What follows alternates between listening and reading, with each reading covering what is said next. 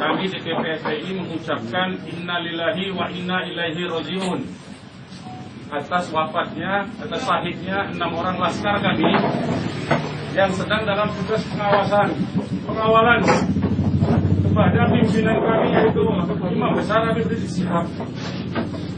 Semoga ke-6 laskar tersebut diterima syahidnya.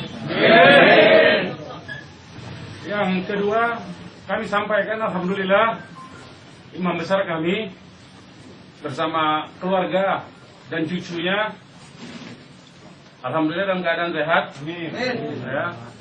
Dan saat ini sedang dalam pemulihan sebetulnya. Jadi saya di samping kanan saya perkenalkan dulu adalah Kiai Haji Sobri Lubis, adalah Ketua Umum DPP FPI.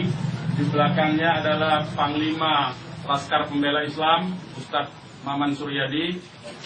Di belakang saya Wakil Panglima Laskar Pembela Islam Ustadz Jordan, dan ada pengurus FPI di belakang kita. Jadi pertama-tama saya mau sampaikan bahwa kami sebelum ada pengumuman dari pihak Polda, yang tadi itu pun kita dapatnya dari televisi, sebelum kita mendengarkan pernyataan dari pihak Polda, itu kita masih menganggap ke-6-nya dalam status hilang. Makanya pernyataan kita yang pertama keluar itu adalah pernyataan statusnya sih dalam keadaan hilang kita sebutkan. Karena itu pernyataan dibuat pagi hari, ya, sebelum kita mendengar kabar bahwa ke-6-nya sudah syahid. Nah, kemudian saya mau jelaskan kronologi backgroundnya dulu, bahwa beberapa hari yang lalu, ya, memang ada beberapa pengintai di Pondok Pesantren Habib Rizik, yaitu hari Jumat, ya. Hari Jumat itu ada beberapa pengintai yang ditugaskan oleh institusi resmi negara. Ya, saya tidak mau sebut. Oleh institusi resmi negara yang ditugaskan mengintai 24 jam. Mereka menggunakan drone dan peralatan canggih lainnya. Dan kemudian ada komunikasi dari laskar yang menjaga Pondok Pesantren Habib Rizik di Megamendung itu dengan para pengintai. Karena kebetulan mereka terjebak dengan cara pengintaian mereka sendiri yang tidak profesional. Ada komunikasi antara laskar penjaga markas Syariah Megamendung dengan para pengintai. Ya. Ada 3 orang yang berhasil dikomunikasikan dan kita mendapatkan semua data-datanya. Ya, data-datanya kita dapatkan semua, identitasnya kita dapatkan semua, dan ternyata pengintaian itu bukan cuma terjadi di Megamendung, di lokasi Pondok Pesantren Habib Rizik, tetapi juga di Petamburan sini. Posisinya di sebelah sana, ya, posisi para pengintai. Ada foto-fotonya kita dapatkan. Kemudian juga di Sentul yang sempat dilakukan aksi demonstrasi. Artinya yang saya mau sampaikan di sini, Habib Rizik sejak kepulangannya memang diintai 24 jam. Ada 30 orang. Masih di Sentul, 10 orang di Megamendung. Jadi kita sudah tahu sebetulnya. Ya, kita sudah tahu. Nah, setelah proses hari Jumat itu, beliau bersama keluarga meninggalkan tempat istirahat beliau, tempat pemulihan beliau yang tadinya di Megamendung, beliau pindah ke Sentul, ya, pindah ke Sentul. Kemudian Ahad, ya, malam, yaitu hari Minggu pukul 22.30, artinya lebih sekitar setengah 11-an, ya, setengah 11 sampai jam 11 malam. Beliau meninggalkan lokasi dari Sentul untuk menuju ke tempat pengajian keluarga. Pengajian keluarga inti. Saya mau sebutkan, pengajian subuh, ya. Pengajian subuh keluarga inti. Jadi tidak melibatkan pihak mana-mana pun juga. Dengan 4 mobil keluarga. Di dalam mobil ada istri beliau, ada anak dan ada menantu. Artinya ada perempuan di dalam mobil itu. Dan ada cucu beliau. 2 orang masih bayi, 3 orang balita. Ya. Jadi di rombongan Habib Rizik itu ada balita, ada bayi dan masih belum 1 tahun dan ada balita. Itu yang saya mau tegaskan. Jadi ini adalah perjalanan keluarga biasa. Beliau mau melakukan pengajian keluarga saja, karena biasa pengajian subuh keluarga. Ya. Nah, di dalam perjalanannya lebih kurang pukul 12.30 atau setengah 1 malam.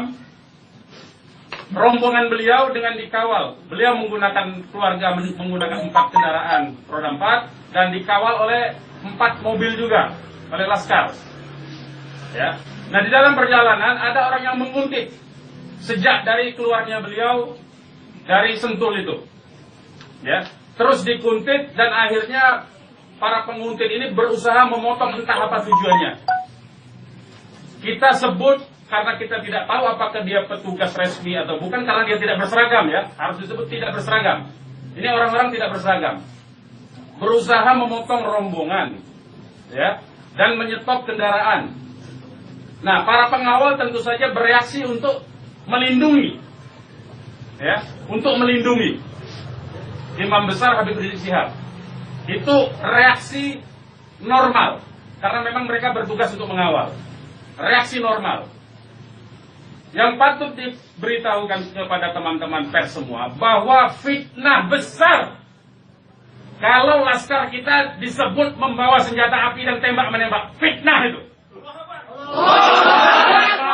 Laskar kami tidak pernah dibekali dengan senjata api. Kami terbiasa tangan kosong. Kami bukan pengecut. Jadi fitnah. Dan ini fitnah luar biasa, pemutarbalikan fakta dengan menyebutkan bahwa laskar yang lebih dahulu menyerang dan melakukan penembakan. Kalau betul itu coba dicek senjata apinya, nomor register senjata apinya, pelurunya itu semua tercatat. Cek saja, silakan dicek. Pasti bukan punya kami, karena kami tidak punya akses terhadap senjata api. Dan tidak mungkin membeli dari pasar gelap. Ya, jadi bohong sama sekali. Apalagi di FPI, di kartu anggota FPI dan kartu anggota LPI disebutkan bahwa setiap anggota FPI dilarang membawa senjata tajam, senjata api, bahkan dan bahan peledak. Itu dilarang di kartu anggota kita punya. Ya. Nah, jadi upaya-upaya memfitnah, memutarbalikkan fakta hentikanlah. Ya. Hentikanlah. Nah, kemudian kejadiannya, ya, kenapa kami menyatakan laskar kami dalam keadaan hilang? Karena memang kami belum tahu keberadaannya di mana. Itu membuktikan bahwa mereka dibunuh dan dibantai. Ya. Kalau sejak awal tembak menembak itu berarti dia tewasnya di tempat dong. Tewas di tempat pasti banyak. Semalam saya sendiri sampai jam 3 sudah ngecek dengan teman-teman yang di lapangan, tidak ada jenazah di situ, tidak ada keramaian di situ. Yang ada justru petugas aparat setempat yang ada di lokasi yang diperkirakan di sekitar pintu tol Karawang Timur. Ya, di tengah malam itu saya suruh cek. Begitu saya mendengar ada berita terjadi ada laskar kita yang ditembak, kita suruh cek ke pintu tol Karawang Timur. Ternyata tidak ada mobil laskar di situ. Mobil laskar tidak ada, jenazah tidak ada. Kalau itu memang tembak menembak dan tewas di tempat, itu pasti ada jenazah di situ. Pasti membutuhkan proses lama untuk evakuasi di situ. Tetapi ini tidak ada. Dan bahkan saudara-saudara perlu ketahui, teman-teman media, sempat salah satu laskar mengirimkan voice note rintihan dari salah satu laskar kita yang ditembak. Itu artinya apa? Itu artinya laskar kami dibawa ke satu tempat dan dibantai di tempat itu. Dibantai di tempat lain. Itu artinya. Dan kemudian waktu kemudian setelah voice note terkirimkan, tidak ada lagi HP dari laskar 6 orang itu yang aktif kita hubungi. Kita sudah cari sampai pagi tadi, sampai siang tadi sebelum pengumuman dari pihak Polda, kita sudah cari kemana-mana. Ke rumah sakit kita cari, ke kantor polisi kita cari. Karena kita anggapnya itu orang hilang. Dan ternyata kemudian ada pengumuman bahwa seperti yang dinyatakan fitnah yang menyatakan tembak menembak itu. Ya. Nah, jadi sekali lagi saya mau katakan tidak betul ya, berdasarkan fakta-fakta dan kronologi yang saya sampaikan bahwa terjadi tembak menembak dan Laskar memiliki senjata api itu tidak betul sama sekali. Itu fitnah besar terhadap kami, fitnah besar terhadap umat Islam. Kami anggap itu upaya memutarbalikkan fakta yang tidak pada tempatnya. Saudara-saudara harus diperhatikan, ini 6 orang ya, 6 orang wafat dibantai, keluarganya ada 1 di dalam. Ya, ibunya ada 1 di dalam, ada 1 orang tuanya laki-laki sedang sholat di masjid. Ya, ini anak-anak kita tahu persis. Anak-anak ini hanya bentuk kecintaannya mengawal pimpinan kami, imam besar, hanya bentuk pengabdian, tidak memiliki agenda apapun, tidak memiliki senjata api, tidak memiliki bahan peledak dan segala macam bentuk senjata lainnya. Dari kami, saya kira itu. Ketua Umum silakan kalau ada yang mau menyampaikan. Silakan. Bang, ya. Untuk pengecekan CCTV di lokasi sudah diminta? Belum kita lakukan karena kita ini masih sibuk sampai dengan siang tadi sebelum ada pengumuman dari pihak Polda, kita masih sibuk memastikan keberadaan 6 orang tersebut. Ya, jadi kita belum ngecek kemanapun, kita masih menelusuri kemana-mana tempat dari kemungkinan itu dibawa, yaitu apakah rumah sakit, karena kita mendengar ada voice note yang tertembak, kan, rintihan dari salah satu korban yang ditembak, masih sempat didengarkan oleh Laskar yang tetap mengawal, ya, dan kita belum mengetahui itu, sampai hari ini, bahkan sampai detik ini, kita belum mendapatkan akses terhadap jenazah. Itu yang patut dicatat. Kita tahu bahwa mereka 6 orang Laskar ini yang syahid ini adalah wafat, baru tahu dari pengumuman ya, dari pihak kepolisian. Jadi itu yang perlu saya sampaikan. Tapi posisi 6 ini gimana sekarang Bang, udah diketahui? Sampai hari ini saya belum tahu. Kita belum mendapatkan informasi. Ini menunjukkan bahwa bukti konkret bahwa jenazah ini dalam kontrol dan kendali penuh, artinya kan. Kalau memang itu tembak menembak biasa, tentu itu ada di masyarakat lain. Tentu masyarakat sudah sibuk, sudah ramai di situ. Ini sampai sekarang ini kami tidak mendapatkan akses di mana keberadaan jenazahnya, ya, kondisi lukanya di mana tembak menembak berapa lubang pelurunya, kami tidak tahu. Hanya satu-satunya sumber informasi baru bahwa dinyatakan bahwa tewas. Ya. Bang, untuk yang 4 orang Bang, penjelasan yang Bapak bilang tadi yang terkait di tol Japek itu berarti Bapak melihat sendiri bahwa tidak sempat terlihat adanya mayat dalam. Saya tidak melihat sendiri, tapi kita tugaskan ada Laskar kita untuk ngecek mulai dari pukul 1:30 ya sampai pukul 3 sampai menjelang subuh kita cek. Gitu. Tidak ada di situ peristiwa tembak.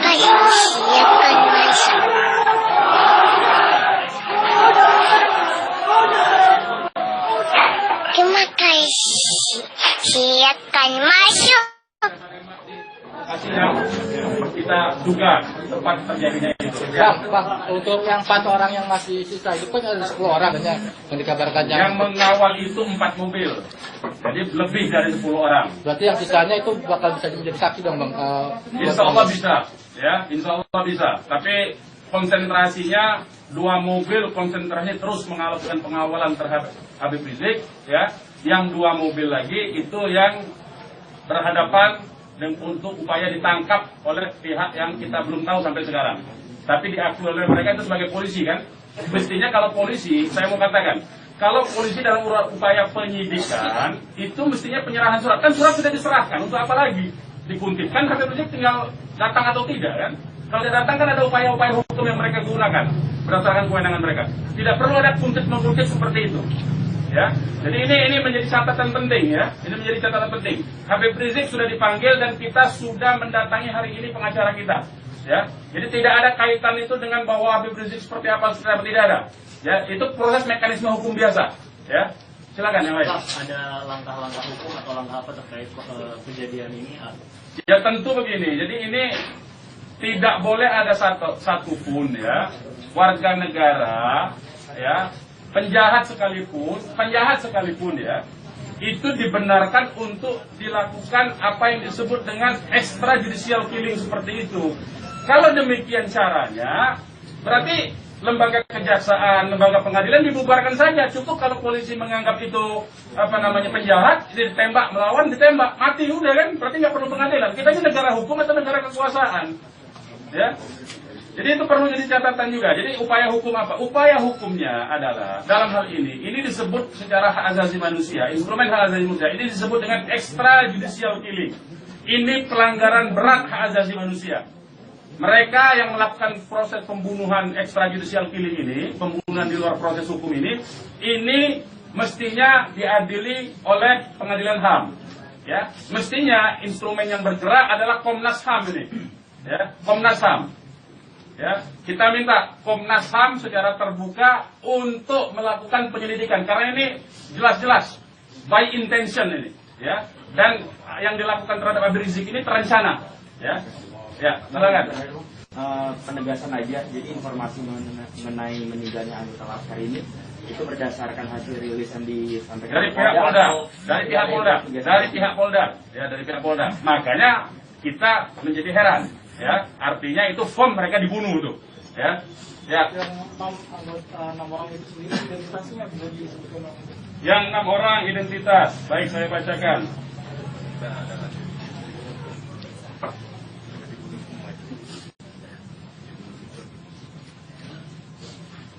Saya bacakan nama-nama laskarnya ya. 1 Faiz, ini nama panggilan, kita belum cek nama aslinya ya. Ini baru nama panggilan dari teman-temannya yang mengabarkan. 1 Faiz, 2 Ambon, 3 Andi. Yang Andi ini ibunya sudah ada di sini di dalam kantor kita.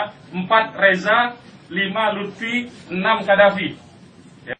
Semuanya adalah anggota Laskar dari Laskar DKI. Ya. Saya ulangi lagi, Faiz, Ambon, Andi, Reza, Lutfi, dan Kadafi. Ya, 6 orang. Usianya sendiri berapa? Usianya kita masih cross check dengan keluarga ya. Kita belum tahu karena kita kan tidak pegang KTP-nya. Bang, satu lagi nih. Peristiwa baku tembak ini kan terjadi. Tidak ada peristiwa baku tembak, Mas.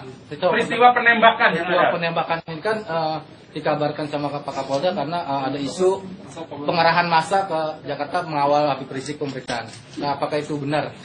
Jadi itu membuktikan itu fitnah ya. Habib Rizik itu menuju luar Jakarta, bukan menuju dalam Jakarta.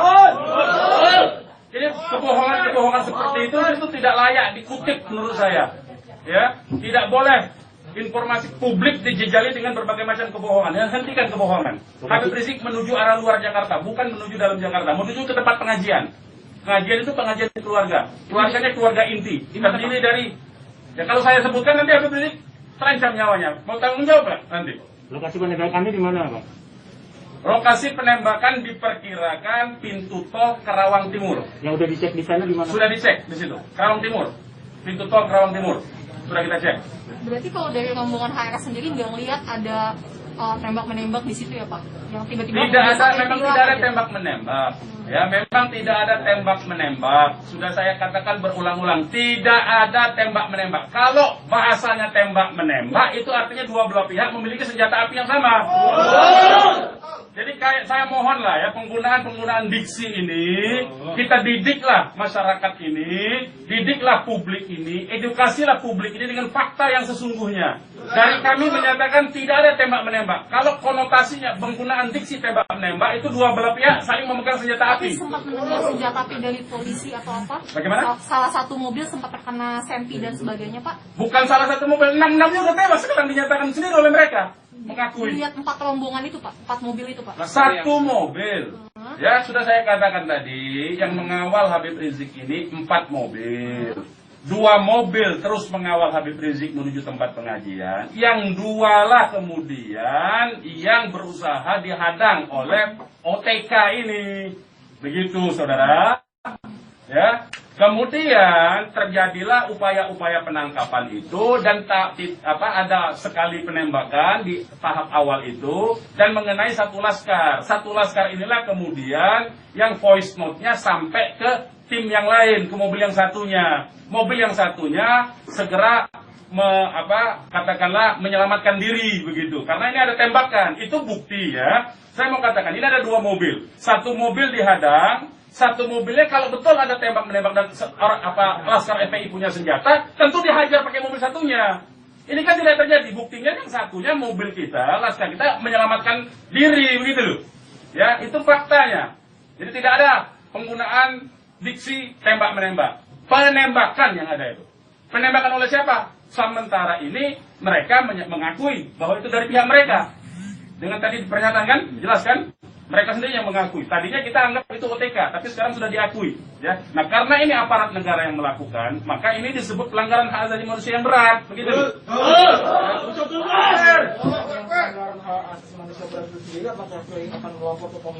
Oh iya, kita akan berupaya tentu saja. Ya, kita akan menggunakan seluruh mekanisme hukum untuk melaporkan peristiwa ini. Ini tidak boleh didiamkan. Sebab bisa saja nanti Anda semua akan ditembak nanti kalau kritis. Ya, karena Anda wartawan tentu saja menyuarakan yang kritis. Kalau Anda tidak disenangi kritik Anda nanti Anda akan menjadi sasaran. Semua warga negara Indonesia akan diperlakukan sewenang-wenang seperti ini. Ini tidak boleh dibiarkan. Ya, kami masih bersabar dengan menggunakan upaya mekanisme hukum. Ya, yaitu akan berupaya melaporkan ini ke Komnas HAM. Karena ini kita sebut pelanggaran HAM berat. Ya. Ada upaya dari FPI untuk mengkonfirmasi soal identitas 6 orang itu nggak Pak? Enggak, nanti kita keluarganya tentu ini sekarang aja sudah ada 3 keluarga ya. Insya Allah dari keluarga nama-namanya identitasnya akan kita dapatkan dalam waktu segera dan akan kita keluarkan identitas keluarga masing-masing termasuk umur, alamatnya ya. Sudah ada yang dihubungi pihak Polda terkait 6 jenazah itu? Belum ada. Ini kita tidak punya akses informasi ya. Pak, untuk jenazah sendiri ada di mana ya Pak? Karena kan di F4 sendiri tadi belum ada jenazah ke nomor. Nah itu tanya ke mereka yang nembak, mereka yang mengendalikan jenazah, kenapa tanya kita? Tanyanya mereka itu. Itu bukti mereka menguasai itu jenazah, ya. Dan dalam kewajiban seorang Muslim itu jenazah harus segera diserahkan kepada keluarga, ya. Jangan dilama-lamakan. Dan keluarga menolak otopsi, tidak dibenarkan otopsi tanpa izin dari keluarga. Terkait dengan kejadian ini sendiri, responnya Habib Rizik itu apa?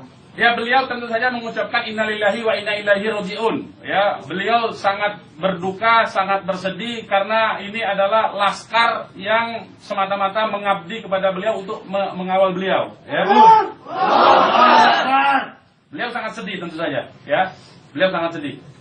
Balik lagi ke orang yang mengintai itu Pak, bagaimana FPI memastikan 30 orang itu benar adalah pengintai yang berasal dari lembaga negara, termasuk yang 3 orang di Megamendung? Ya, kita punya pengakuannya, kita punya data-data laporan mereka, ya, kepada atasan mereka, kita punya sampai sekarang ini. Nah, kita tidak tahu apakah ini adalah bentuk-bentuk upaya balas dendam dari terbongkarnya coverage mereka. Ya, kita tidak tahu, ya, kita tidak tahu. Laskar itu tadi disebut polisi adalah laskar khusus yang berusaha menghalangi penyidikan Habib Rizik. Itu penyidikan apa? Penyidikan itu di kantor polisi, Mas. Jadi jangan polisi jangan sembarangan lah, ya saya kira. Penyidikan itu di kantor polisi. Dan Habib Rizik itu akan dipanggil. Yang dihalangi itu apa? Tidak ada upaya menghalangi. Habib Rizik itu mau menuju pengajian. Apa yang disidik? Apa yang disidik? Pertanyaannya. Penyidikan apa? Ya. Tidak ada upaya menghalangi itu, ya. Tidak ada upaya menghalangi. Itu fitnah, lagi-lagi itu fitnah. Ini upaya untuk melepaskan diri dari jerat hukum. Ini pelanggaran HAM, saya katakan. Ini pelanggaran HAM, sekali lagi. Ya. Tidak boleh lepas dari jerat hukum ini. Tidak boleh, karena kekuasaan lepas dari jerat hukum. Tidak boleh. Tidak ada upaya menghalang-halangi itu. Karena Habib Rizik jelas mekanisme hukumnya. Ya, tinggal dipanggil, tinggal diketerangan saja. Ya, silakan yang lain. Masih ada? Bang. Ya. Bang, ini barusan IPW merilis tentang kasus ini. Siapa? IPW, Indonesian Police Watch. Jadi Okay. IPW mendesak untuk Jokowi mencopot Kapolri sama membentuk tim pencari fakta bahwa ada pelanggaran di sini. Apakah teman-teman FPI akan menggandeng IPW juga untuk membentuk tim fakta? Ya, kalau IPW kan LSM memang dia selama ini berfungsi untuk menjadi pengawas polisi kan, namanya Police Watch kan. Ya, saya setuju, tentu saja terima kasih atas dukungan dari IPW untuk supaya kasus ini dibentuk tim independen. Saya setuju. Dan tim independen itu tentu saja menurut saya harus dipimpin oleh Komnas HAM karena kewenangan itu ada di Komnas HAM ya. Baik, yang lain. Ada rencana untuk melapor ke Propam juga mungkin Pak? Ya, jeruk makan jeruk nantinya, Mas. Ya, jeruk makan jeruk. Nah, ya. Nanti ini yang jelas ini saya katakan ini ada unsur dugaan kuat pelanggaran hak asasi manusia yang berat. Ya. Karena dia pelanggaran hak asasi manusia yang berat, maka kewenangan itu ada di Komnas. Ya, bukan lagi di Propam. Kalau Propam itu sekedar profesi saja. Ya. Oke, yang lain kalau tidak ada kita ini. Bang. Ya, ini mungkin insyaallah kita akan masukkan juga untuk membuat tim pencari fakta dari DPR dan seluruh instansi yang terkait dan supaya tim independen bisa segera dilaksanakan, bisa terlaksana dengan yang berwibawa, dengan banyak instansi sehingga kita bisa melihat meminimalisir celah-celah kebohongan, ya. Jadi seperti itu. Insya Allah Taala dengan tim pencari fakta independen untuk bisa menguak bagaimana peristiwa ini yang sebenarnya, walaupun kita sudah melihat bagaimana fitnahan-fitnahan yang ditujukan kepada Front Pembela Islam maupun kepada laskar-laskar kami, itu semuanya, tapi tetap perlu untuk bisa terkonstruksikan, ya, dengan data-data dan bukti-bukti, insya Allah Taala dengan keterbukaan dan juga dengan rasa keadilan, insya Allah Taala. Oke. Silakan yang lain teman-teman kalau masih ada. Sekarang Pak Habib Rizik posisinya sedang di mana? Oh, kalau kami kasih tahu nyawa Habib Rizik yang terancam. Mohon maaf ya, kita tidak bisa kasih tahu soal itu. Baik, yang lain nggak ada? Baik, kepada teman-teman media, sekali lagi saya ucapkan terima kasih yang banyak, ya, jazakumullah khairan jaza atas profesionalisme, ya, cross check cover both side dari teman-teman, karena memang pemberitaan tidak boleh berdasarkan hanya satu pihak saja. Kami hanya menuntut kemukakanlah fakta dengan apa yang sesungguhnya dari kedua belah pihak. Nanti masyarakat yang akan menilai itu, ya.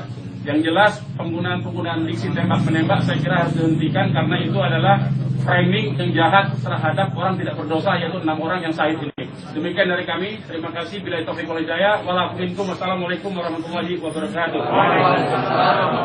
Takbir! Umat Islam siap!